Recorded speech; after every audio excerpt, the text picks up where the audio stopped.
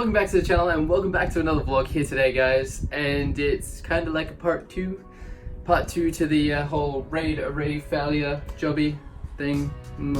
So basically where we left off in the last one, it was working after we did the check disc and replaced the SATA cable and then put in the same old one, but for some reason it started working. And then something went wrong, as you can tell. I mean, I've got the drive out here, so something exactly didn't go to plan. But basically the RAID array, don't judge. That was so judgy.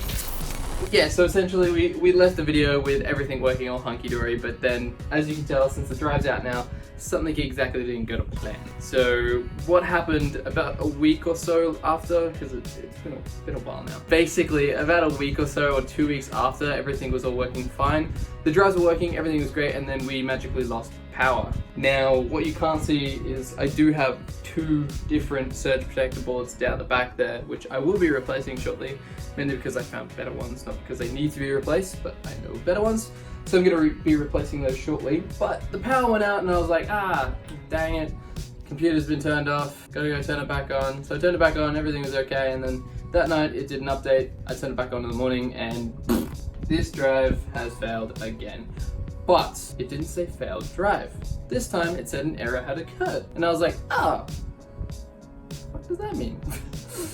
Yeah, so basically, yeah, I had no clue what that meant. So I did some Googling, and basically it could mean 50 different things. And it basically does mean that the drive's failed. So, dang it. But that's okay. So what I thought I'd do is like, it's gonna be a quick fix. What I'll do is take the drive out and, you know, do the check disc, seat it back in again. Actually, before I even did any of that, I just replaced the SATA cables, I turned them around, I cleaned out the ports, and made sure there was no dust on the SATA port. But yeah, so I did all that, reseated the drive, and still error had occurred. Dang it. But, not a but actually, dang it. Okay, yeah, so then, anyway, that was your watch, that was loud. Okay, but anyway, so basically what I did then is I took the drive out and I was gonna have a look at the drive all off camera because I thought, this will be an easy fix, no need to worry about it. And then if we have a look here, this is the drive. This is the drive that's been disconnected now and put in. If I open this up here, you'll see, but it just says recycle bin and a few episodes of that. But the drive says it only has 1.5 terabyte free, so it says that there's shit on there.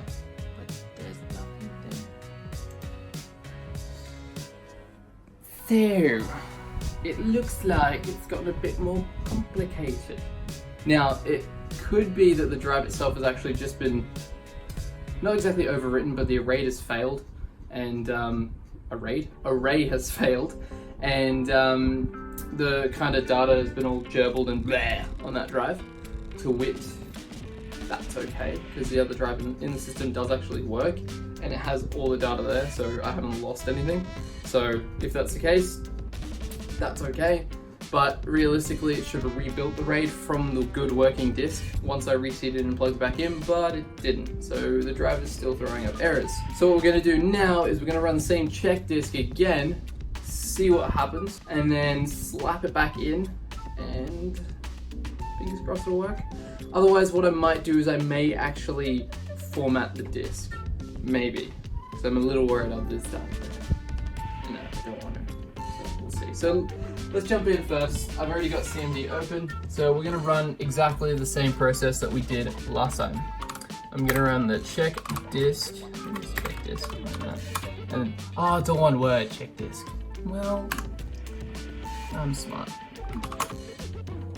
So basically, now that I've opened up IMDb, CMD, I'm gonna run the check disk again, and we're gonna see where we're at.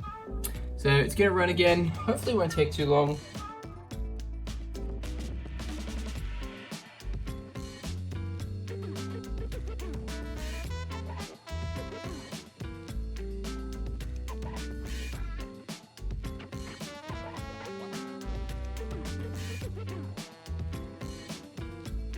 Okay, that was hella scary. Alright, okay.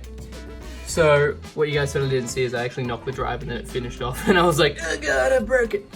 But what you'll see here is it says errors found, check disk cannot continue in read-only mode.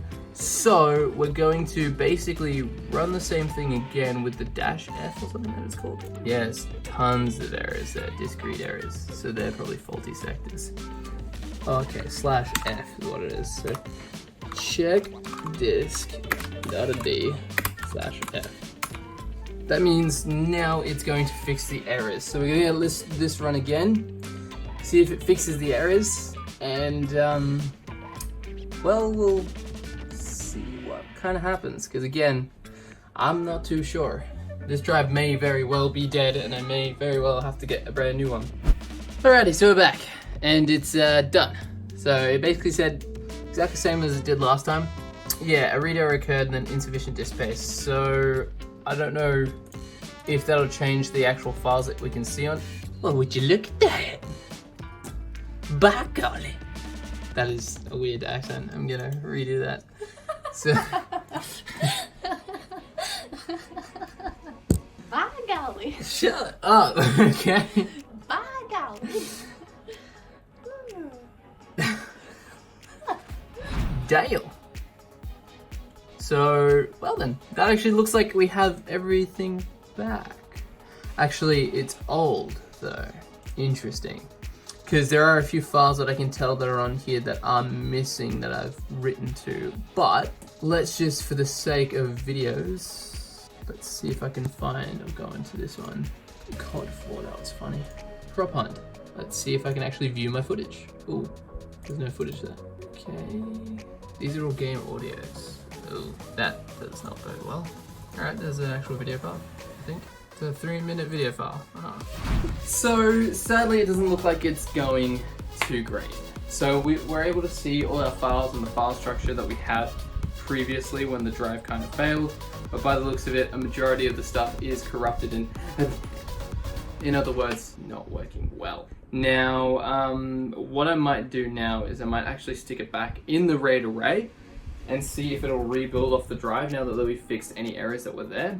Before I do though, I am going to have a look through a few things to make sure that this drive doesn't actually corrupt any of the other files that are actually on the good working drive, because that would be the last thing that I want to happen, is for essentially this corrupted drive to transfer all the corrupted stuff over, or yeah, basically screw up all my data.